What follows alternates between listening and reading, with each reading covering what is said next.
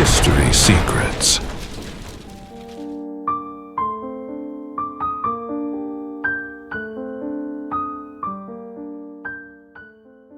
The Judean desert holds secrets that span millennia.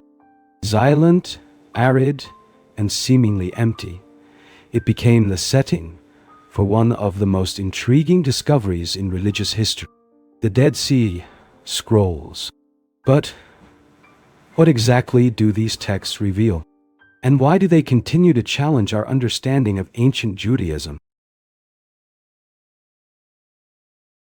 In 1947, a young Bedouin shepherd threw a stone into a cave near Qumran. The sound he heard was not what he expected. It was not the dry echo of a rock. It was the sound of something breaking. Inside the cave were ancient jars, and inside those jars, manuscript texts preserved for more than 2,000 years. Something there did not make sense. To understand the importance of these scrolls, we need to go back in time, centuries before the birth of Jesus. The Jewish world was far more diverse than is often imagined today. There was not a single form of Judaism. There were different currents, groups with their own interpretations of the law, of purity, and of the spiritual destiny of Israel. Among these groups, the Pharisees, the Sadducees, and the Essenes stood out. The Essenes, in particular, draw attention. They lived in isolated communities. They practiced rigorous discipline, and they believed they were living in the last days. The scrolls found at Qumran seem to be connected to this group. They are not only copies of biblical texts. They include community rules, interpretations of the law, and apocalyptic writings. This completely changes the picture, because it reveals that ancient Judaism was not uniform. It was a field of tension, of debates, of competing interpretations. Among the texts discovered were copies of books that are now part of the Old Testament. For example, fragments of the book of Isaiah. Isaiah, chapter 40, verse 3, a voice cries out in the wilderness, "Prepare the way of the Lord." The fact that these texts exist in ancient versions raises a fundamental question. To what extent was the biblical text preserved over time? The answer is surprising. In many cases, the textual fidelity is remarkable. But there are variations, and those variations reveal something important. The text was not static. It circulated in different versions. But perhaps the most intriguing aspect lies in the texts that are not part of the biblical canon. Documents such as the community rule, the war scroll, the Thanksgiving hymns. These texts describe a worldview marked by dualism, light against darkness, righteous against wicked, sons of light against sons of darkness. Something there resonates with concepts that later appear in early Christianity. But this raises a question. Were these ideas already present in Judaism before Jesus? Or did they develop later? The Qumran community believed they were living in a decisive moment in history. They expected the arrival of messianic figures. Not only one Messiah, but possibly two, a priest and a king.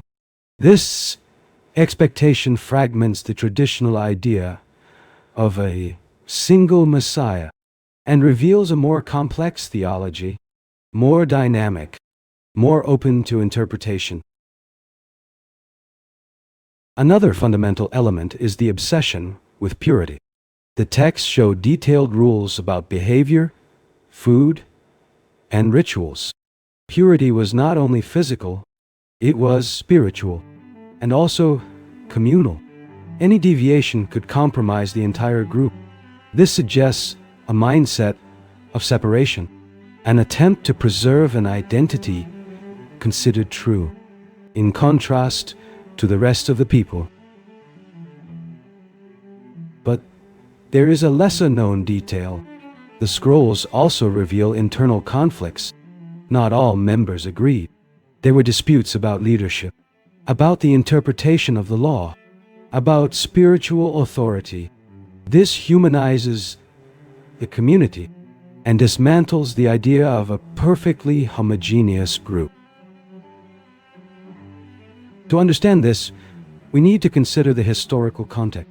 The Second Temple period was marked by foreign domination. Successive empires controlled the region: Babylonians, Persians, Greeks, Romans. This instability deeply influenced religion. Faith began to incorporate elements of resistance, of expectation, of future redemption. Some ancient traditions suggest that the Essenes saw themselves as the true guardians of the covenant. They believed that the temple in Jerusalem was corrupted and that the official priests had gone astray. That is why they withdrew. They created an alternative community, a parallel model of religious fidelity. This raises a central question. Who defines religious truth? The official institution, or dissident groups that claim an original purity? The scrolls do not answer directly, but they expose the conflict and make it impossible to ignore. Another relevant aspect is symbolic language. The texts use intense metaphors, images of spiritual battle, narratives of final judgment. This language is not only literary, it shapes the perception of reality. It transforms historical events into signs of a greater plan. This brings these texts closer to other apocalyptic works, such as the Book of Enoch, an ancient text that describes fallen angels and heavenly secrets. But again, these texts must be treated as tradition, not as canon. The scrolls also reveal a deep relationship with the scriptures. The authors did not only copy the texts, they interpreted them, they rewrote them, they applied them to their own time. This suggests a dynamic reading of tradition, and an attempt to update meaning, to find relevance in the present. Perhaps you are wondering, what is the impact of all this today? The answer is not simple. The scrolls do not only change what we know, they change how we know. They show that religion is a process, a historical construction, a continuous negotiation between tradition and interpretation. Something there continues to challenge our certainties. If ancient Judaism was plural, if multiple interpretations existed, then the idea of a single and immutable tradition becomes fragile. This does not invalidate faith, but it makes it more complex, deeper, more human. And perhaps that is the greatest legacy of the Dead Sea Scrolls. They do not offer definitive answers, but they reveal the right questions. Who are we in relation to tradition? What do we preserve? And what do we transform? If we go deeper into the analysis of these manuscripts, an even more delicate question emerges. How did these texts survive, and why were they hidden? Archaeological evidence suggests that the scrolls were carefully stored in ceramic jars. They were not abandoned. They were protected, sealed, deliberately hidden. This indicates intention. Someone knew that something was about to happen, something serious. To understand this moment, we need to observe the context of the first century. The region of Judea was under Roman rule. Political tension was constant. Rebellions arose, and Rome's response was relentless. In the year 70, Jerusalem was destroyed. The temple was demolished. This event changed everything. But even before that, signs of conflict were already in the air. Some scholars suggest that members of the Qumran community hid the scrolls to preserve them from imminent destruction. If this is true, then these texts are more than religious documents. They are testimonies of a moment of crisis, of a world on the verge of collapse. Something there takes on a new dimension. The texts are not only theoretical, they are urgent, written by people who believed they were living at the end of an era. So, this completely alters the reading. Every rule, every prophecy, every interpretation, everything begins to be seen as a response to a critical time. Among the manuscripts are commentaries on biblical books, especially the so-called Pesha. These texts reinterpret ancient passages in light of the community's presento. For example, prophecies are applied to contemporary leaders. Ancient events are seen as models for what is happening now. This reveals a specific interpretive method. Scripture was not only read, it was updated. But there is a detail that draws attention.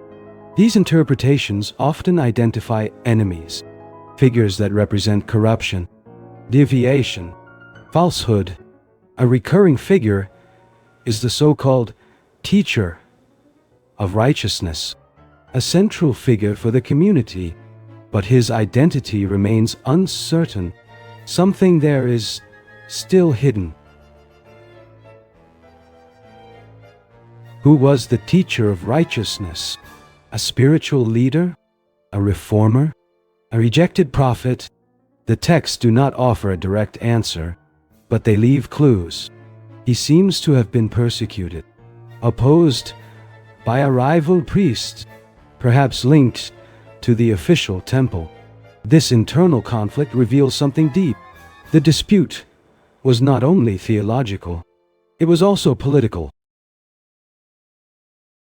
Another significant element is the calendar.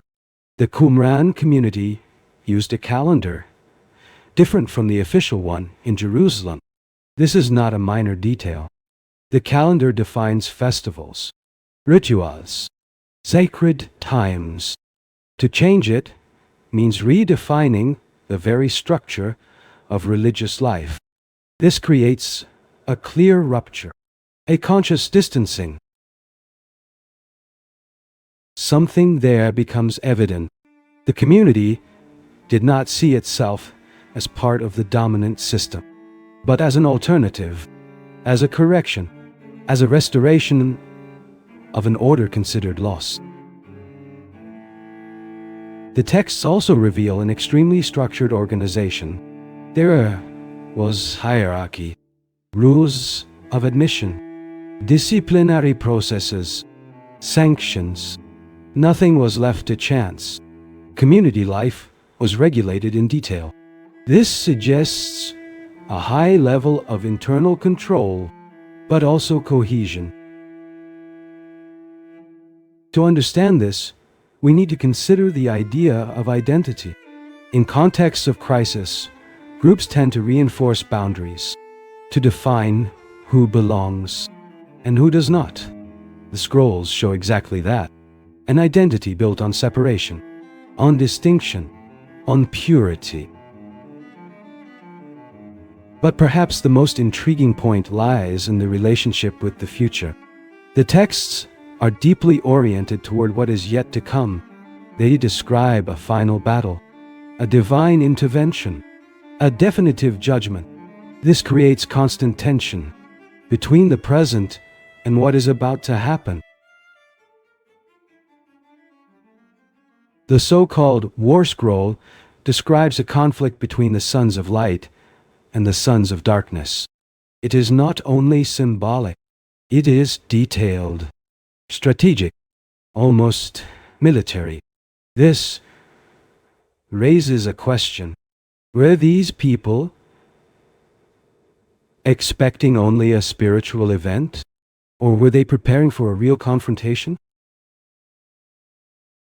The language suggests both. The spiritual and the concrete intertwine. The war is cosmic, but it can also be historical. This reflects a worldview in which the divine and the human are deeply connected. Another important aspect is ritual practice. The texts describe frequent ritual baths, communal meals with symbolic meaning, and a strong emphasis on moral discipline. These practices create an environment of constant vigilance. Every action carries weight. Every choice matters. But there is a point that deserves attention. Despite all the rigidity, the texts also reveal a sincere search for meaning, for order, for truth. This humanizes the community again. It shows that it was not only about control, but about purpose. Perhaps you are noticing a pattern. The scrolls do not present a closed system. They reveal a process, an attempt to understand the world in a moment of instability. And this leads us to an inevitable reflection. If these communities constantly reinterpreted their traditions, if they adjusted their practices to the context, then religion was not static. It was dynamic, alive, in transformation. Something there still resonates today. The tension between tradition and change, between authority and interpretation, between preservation and adaptation. The scrolls do not resolve this tension, but they make it visible. And perhaps that is precisely what makes them so relevant. They do not only reveal the past, they reflect questions that remain present. Who interprets? Who decides? Who preserves? If we go even further into reading these texts, a new layer begins to emerge. A less visible layer, but deeply revealing. The scrolls do not speak only of laws, rules, or prophecies. They reveal a specific way of seeing the human being, a spiritual anthropology, an understanding of human nature, and this vision is marked by tension. In the Qumran texts, the human being is not neutral. He is divided between opposing forces, between contrary inclinations, light and darkness, truth and error. This idea appears clearly in the so-called community rule, where it is stated that God created two spirits, one of truth, another of perversity, and that each person walks between these two paths. This is not only theology, it is a way of interpreting reality. Every action, every decision, every thought, everything comes to be seen within this dual structure. This creates clarity, but also rigidity. Something there intensifies individual responsibility. The individual cannot simply exist. He must choose. He must align. He must define his position. But There is a detail that deserves attention. Despite this clear division, the texts also recognize human fragility, the difficulty of remaining on the right path. There are confessions, requests for mercy, recognition of failures. This creates a balance between demand and vulnerability. The Thanksgiving hymns, for example, reveal a deeply personal voice, a voice that expresses dependence on God, that recognizes limits, that seeks understanding. Something there becomes intimate, almost introspective. This raises an important question. To what extent was the spirituality collective? And to what extent was it individual?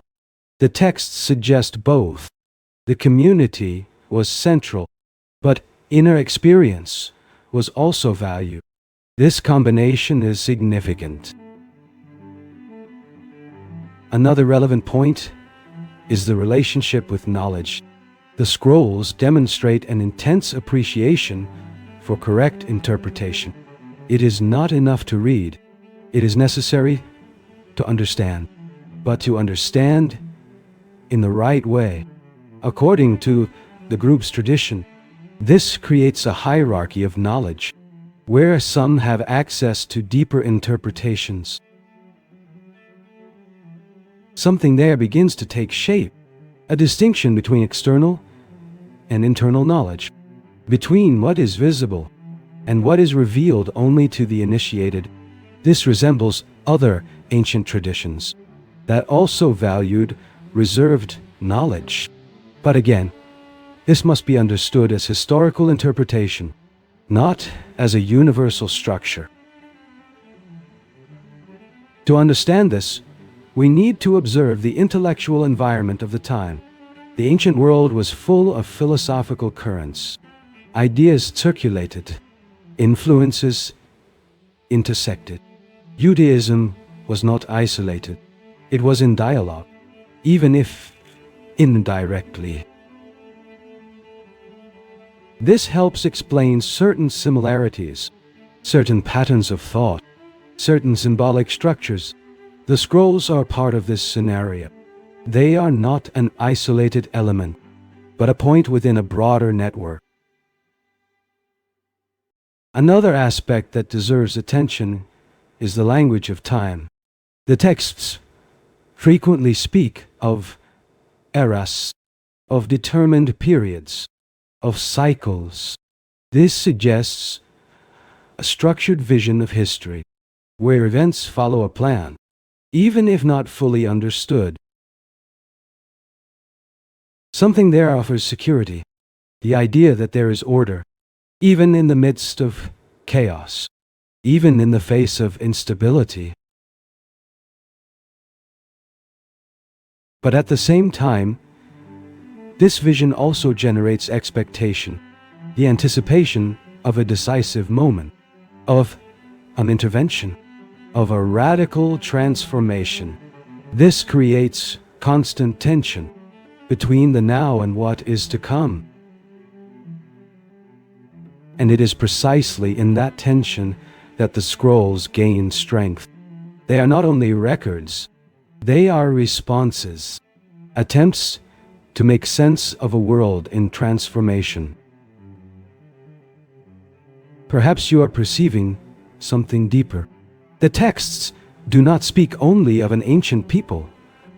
They reflect a human pattern, the search for meaning, for direction, for our understanding.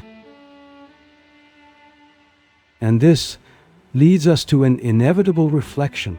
If these communities created structures to interpret the world, if they developed systems to deal with uncertainty, then what we are seeing is not only history, it is a mirror. A mirror that reveals something essential, the human need to organize the invisible, to give form to the unknown, to transform doubt into narrative. The Dead Sea Scrolls do not close this search. They expose it directly, without definitive conclusions. And perhaps that is precisely what makes them so powerful. They do not offer final answers, but they expand the questions and place us before something that remains open. If we gather all these layers, an inevitable question arises. What exactly do the Dead Sea Scrolls change in our understanding of ancient Judaism? For a long time, it was imagined that Judaism of the Second Temple period followed a relatively stable line, a continuous tradition, coherence. But the scrolls reveal something different, a fragmented scenario, plural, in constant dispute. This alters the foundation of historical interpretation. Ancient Judaism can no longer be seen as a single structure, but as a field of tensions where different groups try to define truth, each with its own reading of the law, each with its own vision of fidelity. The Essenes were not an isolated exception. They were part of a larger phenomenon, a movement of internal reflection, of questioning, of redefining religious identity. Something there becomes clearer. Tradition was not only inherited, it was constructed, interpreted, reformulated. But there is an even more sensitive point: the relationship between these texts and the emergence of Christianity. Some elements present in the scrolls seem to anticipate ideas that later appear in the New Testament: the language of light and darkness, the expectation of an end time, the idea of a separate community, the importance of inner purity. These parallels raise important questions. Christianity emerged within this environment, not in a vacuum, but in a context already filled with expectations and interpretations. This does not imply direct dependence, but it does indicate conceptual proximity. To understand this, it is necessary to avoid simplifications. The scrolls do not explain Christianity, and Christianity cannot be reduced to these texts, but both are part of the same historical horizon. Something there suggests continuity, but also rupture, influence, but also innovation. Another fundamental aspect is the question of textual authority. Before the discovery of the scrolls, the oldest available versions of the Hebrew Bible were relatively late. The Qumran manuscripts change this. They push the textual history back by centuries. And what they show is complex. In some cases, the text is practically identical. In others, there are differences, small variations, but significant. This reveals that the transmission process was not completely uniform. Something there challenges a common idea, that the text has always existed exactly as we know it today. The scrolls show a process, a gradual formation, a stabilization over time. But this does not diminish the value of the text. On the contrary, it shows the care, the dedication, the importance attributed to preservation. Another relevant point is absence. Not everything is in the scrolls. There are gaps, silences, fragmented texts, missing parts. This is also part of the story. What was not preserved raises as many questions as what was. What was lost? What was never written? What was considered irrelevant? or even dangerous. These absences remind us of something essential. The past never arrives complete. It always arrives in fragments. And it is up to the present to interpret those fragments. Perhaps you are perceiving that the discovery of the scrolls does not close questions. It opens them. It expands the field of inquiry and makes history more complex. The Dead Sea Scrolls do not offer a single narrative. They offer multiple voices, multiple perspectives, multiple interpretations. And this brings us to the final point: reflection. If ancient Judaism was diverse, if its traditions were in constant construction, if its texts were interpreted in different ways, then perhaps the very idea of religious truth needs to be reconsidered, not as something fixed, but as something lived, interpreted, revisited. Something there remains open, and perhaps it must remain so, because it is in that space of openness that inquiry continues, where reflection deepens, where meaning is renewed. The Dead Sea Scrolls do not speak only of the past. They pose a question in the present. What do we do with what we inherit?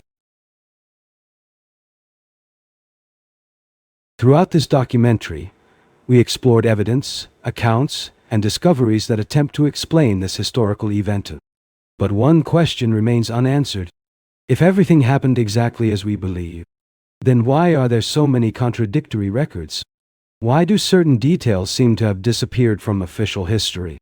Perhaps because this mystery has not yet been fully resolved.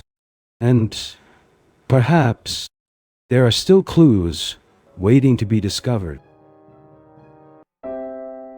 Because some secrets of history are still waiting to be revealed.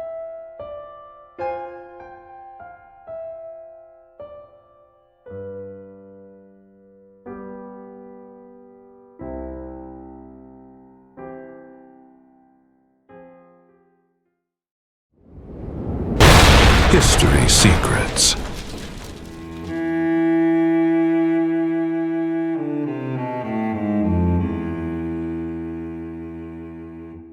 Perhaps you are wondering who the Essenes were, and why, throughout history, they came to be associated with the preservation of ancient texts and with a possible secret community. For centuries, almost nothing was known about this group. They do not appear directly in the Gospels. They did not leave widely disseminated explicit records, and they remained wrapped in historical silence. But this began to change decisively in the 20th century, with a discovery that completely transformed the understanding of ancient Judaism and of the very context in which Christianity emerged. To understand this, we need to return to the region of the Judean desert, near the Dead Sea, an arid, isolated, and seemingly inhospitable environment. It was in this setting that, in 1947, the so-called Dead Sea Scrolls were found, a collection of ancient texts preserved for nearly 2,000 years. This discovery raised an immediate question: who produced and preserved these manuscripts? The most widely accepted answer points to the Essenes, a Jewish group that is believed to have lived in communities separated from the dominant society, following strict rules of conduct, purity, and spiritual discipline. But there's a lesser-known detail. Long before this discovery, ancient historians had already mentioned this group. Flavius Josephus, for example, describes the Essenes as a community devoted to communal life, simplicity, and strict observance of the law. Pliny the Elder also refers to a group that lived in isolation near the Dead Sea. These descriptions indicate that the Essenes were not merely a marginal group. They were part of a broader diversity within Second Temple Judaism, alongside the Pharisees and the Sadducees. But what truly distinguishes the Essenes is the way they organized their lives. They lived in structured communities. They shared possessions. They followed strict rules. And they maintained constant spiritual discipline. To understand this, we need to observe a central element of their identity: the idea of separation. The Essenes believed that the society around them was corrupted, and that it was necessary to live differently, preserving spiritual purity and fidelity to the law. But there is an even more intriguing point: their relationship with texts. The Dead Sea Scrolls are not only copies of the Hebrew Bible. They include commentaries, community rules, and apocalyptic texts. This suggests that the Essenes did not only preserve texts, they interpreted them, they organized them, they transmitted a specific vision of the world. And this is where the idea of a secret community arises. Not necessarily secret in the sense of hidden, but reserved, separated, with controlled access to knowledge. Some texts indicate that entry into the community required preparation, periods of testing, and commitment to strict rules. This raises an important question. Was the preserved knowledge accessible to everyone, or only to initiates? Perhaps you are beginning to perceive that the Essenes were not only guardians of texts, they were also guardians of interpretation. And this completely changes the way we understand their role. Because preserving a text is not only copying it, it is also deciding how it will be understood. And this implies responsibility, but also power. And at this point, a central question arises. To what extent did this community influence the ideas that would later appear in Christianity? But there is an even more sensitive point when we deepen this investigation: the relationship between the Essenes and the emergence of Christianity. To understand this, we need to observe the similarities between certain ideas found in the Dead Sea Scrolls and those that appear later in the Gospel. Themes such as inner purity, communal life, expectation of a decisive time, and the opposition between light and darkness appear in both contexts. This raises an inevitable question. Was there any direct influence? Some scholars suggest that John the Baptist may have had contact with Essene communities due to his lifestyle in the desert and his emphasis on purification. But there is no definitive consensus on this, and it is important to maintain that distinction. What we can state with greater certainty is that both the Essenes and the early Christians emerged within the same cultural and religious environment. Second, Judaism. This means that certain ideas were already present in the context, circulating among different groups, being interpreted in different ways. But there is an even more interesting detail: the way each group treated these ideas. The Essenes tended toward isolation, toward internal preservation, toward building a separate community, while the movement that would later become Christianity followed a different path. more open, more expansive. And this reveals a fundamental difference, not only in the content of the ideas, but in the way they were transmitted. To understand this, we need to consider the role of texts. Among the Essenes, the manuscripts were carefully preserved and controlled. Access was limited. Interpretation was conducted internally. In contrast, in early Christianity, the messages began to circulate more widely through narratives, letters, and oral teachings. This suggests two distinct models of relationship with knowledge, one based on preservation and separation, another on dissemination and sharing. But this does not mean that one is more true than the other. It simply reveals different strategies. And this leads us to a deeper question. Which of these approaches had the greatest historical impact? The answer seems evident when we observe the expansion of Christianity over the centuries. While the Essenes disappeared as an identifiable group, Christian ideas spread across different regions and cultures. But here's an important detail. The disappearance of the Essenes did not mean the disappearance of their influence. The texts they preserved continue to exist, although hidden for centuries. And when they were rediscovered, they offered new perspectives on the past. They revealed that the world in which Christianity emerged was far more diverse and complex than previously imagined.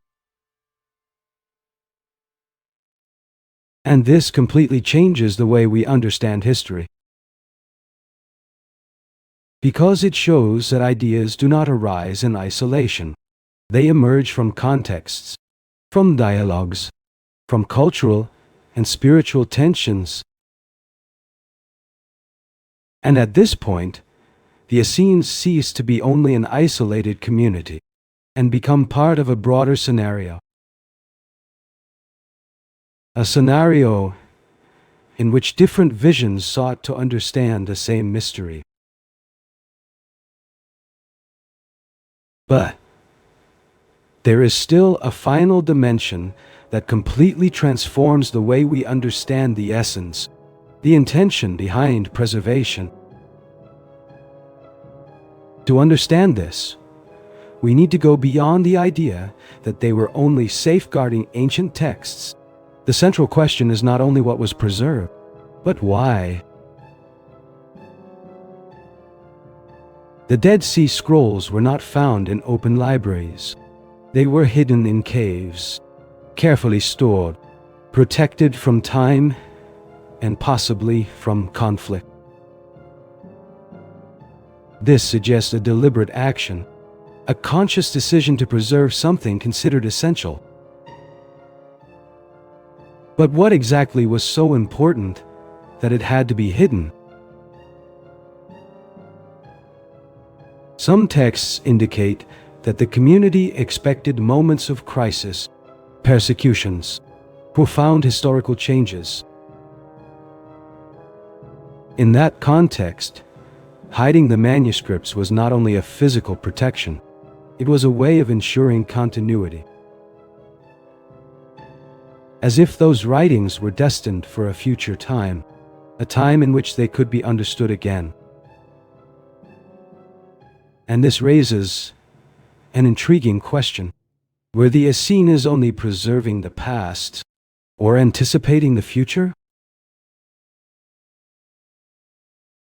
Perhaps you are beginning to perceive that the idea of a secret community needs to be understood with greater precision. They were not secret in the sense of hiding truth for power, but reserved by conviction.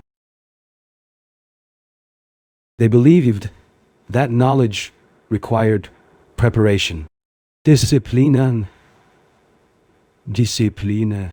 inner transformation.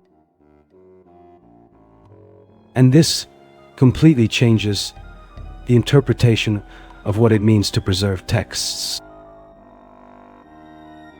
It is not only storing information, it is protecting an understanding.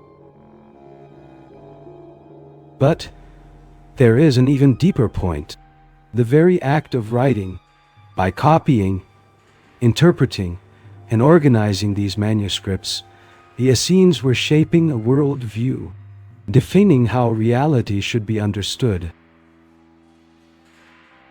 And this implies something important. Every process of preservation also involves selection, and every selection involves choice, and every choice implies a vision. At this point, the Essenes cease to be only guardians of the past and become active participants in the construction of tradition. But there is still one final question. Why did these texts remain hidden for so long? Perhaps because the moment of their rediscovery is also part of the story itself. When the Dead Sea Scrolls came to light, they did not only reveal an ancient group, they expanded the understanding of an entire historical period. They showed that the religious world of that time was diverse, dynamic, and deeply interpretive. And this leads us to the final reflection. The Essenes were not only an isolated community in the desert, they were part of a broader movement seeking meaning, order, and truth. And by preserving their texts, they ultimately preserved a window through which we can understand the complexity of the human spiritual experience. Throughout history, many events have been recorded, but others have disappeared over time. Lost manuscripts, forgotten accounts, evidence that never reached us. But this raises an inevitable question. How many truths of history do we really know? Because some secrets of history are still waiting to be revealed.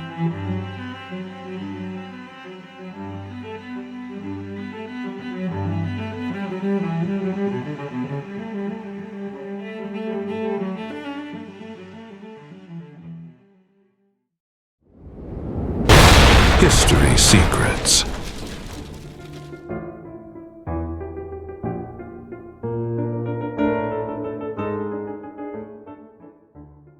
Among the most enigmatic figures in biblical traditions, few awaken as much curiosity as Melchizedek. He appears briefly, without announcement, without explanation, and disappears without leaving clear traces. But that brevity does not reduce his importance. On the contrary, it amplifies the mystery. To understand this figure, we need to return to a specific episode. Genesis chapter 14, verses 18 to 20. After a battle, Abraham encounters a man, king of Salem, priest of God, Most High. His name is Melchizedek. He brings bread and wine, blesses Abraham, and receives from him the tithe. The text ends almost as quickly as it began, without additional explanations, without apparent continuity. Something there remains open. That silence is not common. Biblical tradition usually details origins, lineages, genealogies. But in the case of Melchizedek, none of that appears. No father, no descendants, no prior reference. This is not only an absence of information, it is a structural void within the text. And that void raises an inevitable question. How can someone simultaneously occupy two such central roles, king and priest, in a context where these functions normally do not mix? The title itself suggests something beyond the ordinary. Melchizedek can be understood as King of Righteousness, and Salem as Peace. King of Righteousness, King of Peace. These are not only descriptions, they are symbolic affirmations. They indicate a function that transcends the historical. Something there points to an identity that is not limited to an ordinary individual. But the narrative does not end in Genesis. It returns, in an unexpected way, centuries later. Psalms, chapter 110, verse 4. You are a priest forever, according to the order of Melchizedek. This statement completely changes the scenario. Now, Melchizedek is not only an isolated character, he becomes a reference, a model, a structure. A priestly order that does not depend on lineage, that is not linked to a specific tribe, that does not follow the Levitical pattern. This breaks with the established logic and introduces a new possibility within the tradition. Something there does not fit into the known system, and perhaps that is precisely what makes this figure so persistent. It cannot be easily classified. It cannot be reduced. It cannot be confined to a single definition. If we move forward from this point, the figure of Melchizedek ceases to be only a narrative enigma. He begins to occupy a theological space, and it is in this shift that the mystery deepens. The text of Psalms does not only mention Melchizedek, it transforms him into a reference of eternity. Psalms, chapter 110, verse 40. You are a priest forever, according to the order of Melchizedek. This declaration breaks with the logic of time, because priesthood, until then, was tied to succession, to the continuity of lineages. But here, something different emerges. A priesthood that does not depend on origin, nor on continuity. This raises an inevitable question. If it does not depend on lineage, where does that authority come from? And what legitimizes that function?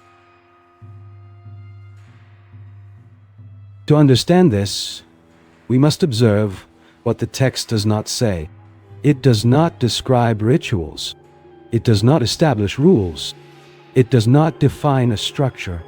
The order of Melchizedek is not institutional. It is presented as something that exists by itself, independent of any system. This absence of formal structure does not diminish its importance. On the contrary, it expands its reach because it shifts the focus from practice to essence, from ritual to meaning. But it is in the New Testament that this figure reaches an even more complex level. Hebrews, chapter 7. There, Melchizedek is described in an unusual way, without father, without mother, without genealogy, without beginning of days, nor end of life. This description is not meant to assert a literal absence, but to construct an idea, a function not limited by time. Something there transcends the historical narrative and enters the realm of theological interpretation. Melchizedek ceases to be only a character and becomes a type of priesthood, a structure outside ordinary human logic. But this reading raises a new question. Are we dealing with a symbol constructed later, or with an older tradition reinterpreted? To explore this possibility, we need to look beyond the biblical texts and consider the traditions of the Second Temple period. In the manuscripts found at Qumran, there are references to Melchizedek. In a text known as 11Q Melchizedek, his figure takes on a new dimension. He appears not only as a priest, but as an agent of judgment, associated with the liberation of the righteous and with the defeat of the forces of evil. This representation is not merely symbolic. It attributes to Melchizedek an active role in the cosmic order, something that completely transcends his brief appearance in Genesis. And this generates an interpretative tension. The same figure can be seen as a historical king, as a theological symbol, or as an entity of elevated spiritual function.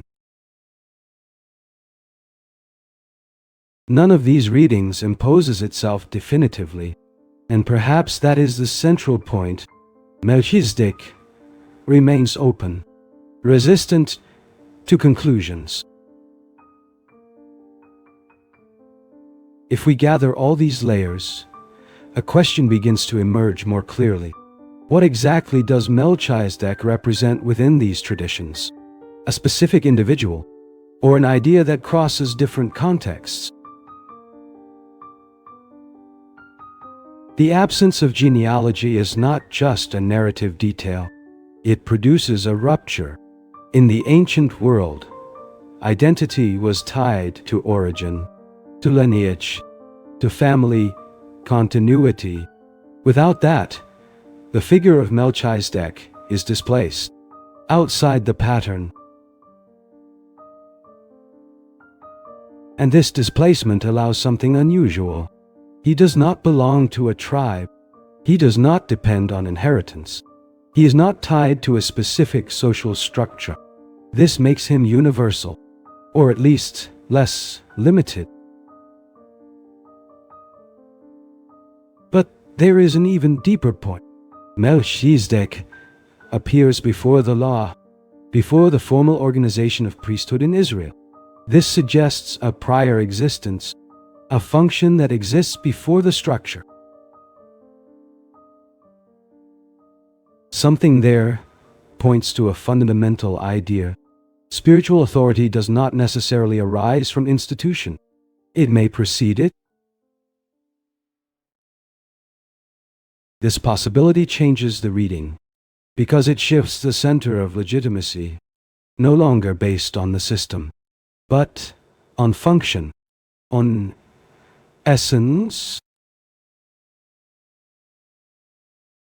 In ancient traditions, this opens space for multiple interpretations. Some see Melchizedek as a historical Canaanite king. Others interpret him as a symbolic figure. There are also readings that associate him with divine manifestations, or with spiritual archetypes. None of these interpretations fully resolves the enigma, but all reveal something in common: the difficulty of framing this figure. To understand this, we must consider the role of symbols in ancient texts. A symbol does not need to be defined. It needs to function, to point, to suggest, to open possibilities. And Melchizedek does exactly that. He connects elements that are normally separate: royalty and priesthood, justice and peace, time and eternity. This convergence is not common, and perhaps that is precisely why his figure endures. It resolves tensions without fully explaining them. But this leads us to an inevitable reflection. If Melchizedek represents authority outside structure, then what does that say about the structures themselves? Are they sufficient? Or are they only one of the possible forms of organization? Something there remains open, and perhaps it must remain so, because it is in that space that interpretation continues. Melchizedek does not offer definitive answers. He creates a point of tension, a point of reflection. And perhaps that is precisely what sustains his presence through time. He does not exhaust. He does not resolve. He does not close. The search to understand the past has always been part of the human journey. We explore ruins, decipher ancient inscriptions, and investigate forgotten accounts. Each discovery expands our understanding of the civilizations that came before us, but it also reveals new questions. Questions that continue to drive our curiosity, because history is not just a record of the past, it is a continuous path of discovery. Because some secrets of history are still waiting to be revealed.